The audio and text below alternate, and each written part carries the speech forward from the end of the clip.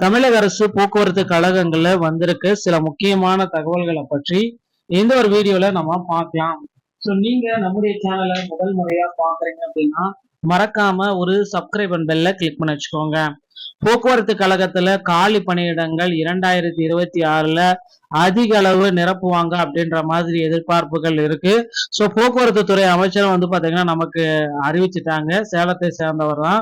So இவர் பாத்தீங்கன்னா பார்த்திபன் அவர்கள் போக்குவரத்து துறை அமைச்சராக பொறுப்பேற்றிருக்காரு. ஸோ போக்குவரத்து கழகத்துல புதிய அறிவிப்புகள் இவர் வெளியிடுவாரா அப்படின்றது இப்ப கேள்விக்குறியா இருக்குங்க. ஸோ எல்லா தரப்புலுமே பாத்தீங்கன்னா முதல்வர் அவர்கள் போக்குவரத்து கழகத்துல ஒரு மைல்கல்லா செயல்படும் அப்படின்றது மாதிரிதான் இருக்கு. ஸோ வெற்றி பயணம் திட்டம் மகளிர் அனைவருக்குமே இந்த வெற்றி பயணம் திட்டத்தை தொடங்க போறாங்க. அனைத்து பேருந்துகளுக்குமே ஆல் பேருந்துகளுக்கும் ஃப்ரீ இலவச பயணத்தை தொடங்க போறாரு. ஸோ டிஎன்எஸ்டிசியில தற்சமயம் பாத்தீங்க அப்படின்னா டிசிசி டிரைவர் கம் கண்டக்டர் 850 பேருக்கு இன்னும் அப்பாயின்மெண்ட் ஆகாம இருக்கு. அதுக்கெல்லாம் என்ன சொல்யூஷன் அப்படின்றது இப்ப கேள்விக்குறியா இருக்கு. ஸோ டிஎன்எஸ்டிசியை பொறுத்த வரைக்கும் 2026 நோட்டிபிகேஷன் எப்பொழுது வரும்? ஸோ இதை பற்றி இந்த வீடியோல நான் உங்களுக்கு கிளியரா சொல்ல போறேன்.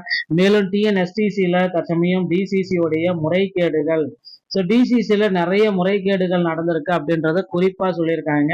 அதனால இந்த தேர்வை ரத்து செய்ய போறாங்களா இல்ல தேர்வை மீண்டும் செய்முறை தேர்வு வைக்க போறாங்களா அப்படின்ற ஒரு பெரிய குழப்பத்துல இருக்காங்க.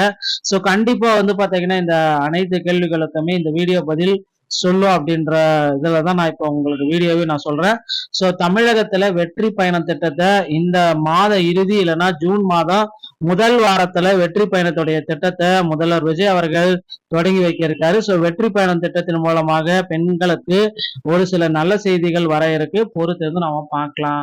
வெற்றி பயணம் திட்டம் ஜூன் முதல் வாரத்துல இருந்து தொடங்கும் அப்படின்றது எதிர்பார்க்கலாங்க. டிஎன்எஸ்டிசி உடைய 2026 நோட்டிபிகேஷன் பெண்டிங்ல இருக்கு அப்படின்னு நிறைய பேர் குறிப்பிட்டு சொல்றீங்க.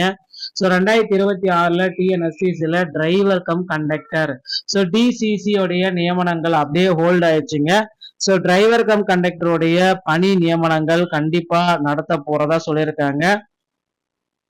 ஸோ டிரைவர் தனியா கண்டக்டர் தனியா தான். ஏன்னா சென்ற முறை பாத்தீங்கன்னா டிரைவர் கம் கண்டக்டர் தான் எடுத்தோம். ஆனா இப்ப பாத்தீங்கன்னா டிரைவர் தனியா கண்டக்டர் தனியா நாங்கள் எடுப்போம் அப்படின்றது குறிப்பா சொல்லியிருக்காரு.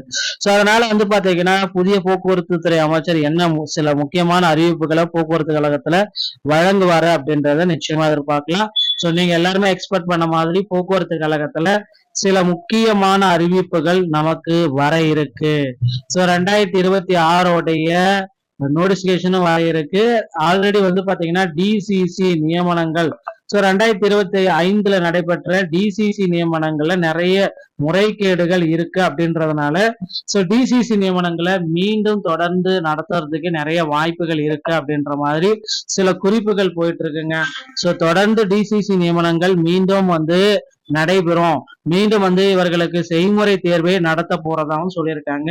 ஸோ கண்டிப்பா பொறுத்து நம்ம பார்க்கலாம். அந்த டிசிசி நியமனங்கள்ல செய்முறை தேர்வுகளை நடத்துவாங்களா மாட்டாங்களா அப்படின்ற மாதிரி சில தகவல்கள் வந்திருக்கு. புதிய போக்குவரத்து துறை அமைச்சர் இதற்கான சில முடிவுகளை கொடுப்பாரு அப்படின்றது எதிர்பார்க்கலாங்க. ஸோ இது இந்த டிஎன்எஸ்டிசியில இந்த மாதிரி தகவல்கள் அனைத்துமே உங்களுக்கு ரொம்ப ரொம்ப பிடிச்சிருக்கும் அப்படின்னு நான் நினைக்கிறேன். இந்த வீடியோ பதிவு உங்களுக்கு பிடிச்சிருந்துச்சுன்னா நீங்க நம்முடைய சேனலை சப்ஸ்கிரைப் அண்ட் பெல்ல கிளிக் பண்ணி வச்சுக்கோங்க. மீண்டும் ஒரு நல்ல தகவலோட நான் உங்களை சந்திக்கிறேன். நன்றி, வணக்கம்.